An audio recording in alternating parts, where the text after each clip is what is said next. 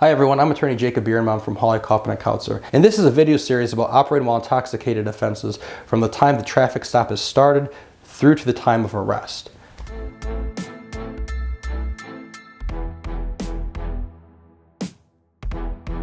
But first, make sure to subscribe to this channel, check out all our other videos, and like us and follow us on Facebook and Instagram. So in the previous video, I talked a bit about the implied consent laws. And now I want to talk about the consequences if an individual refuses to submit to that chemical test of their breath or blood.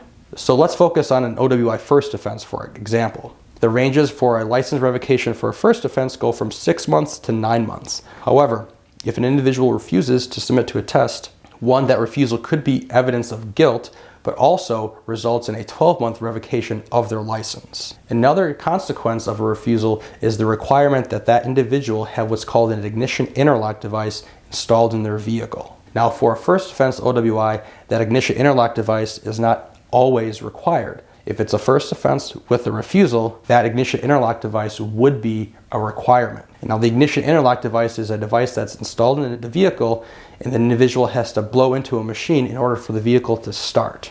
Second and subsequent OWIs, the consequences get more extreme for license revocations, but also as consequences of those refusals.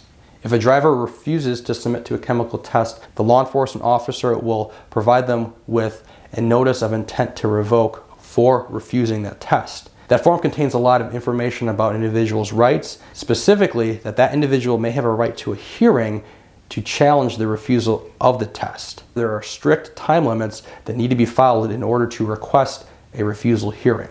In the next video, I'll talk a bit more about what happens after an individual agrees to provide a sample of their breath or blood.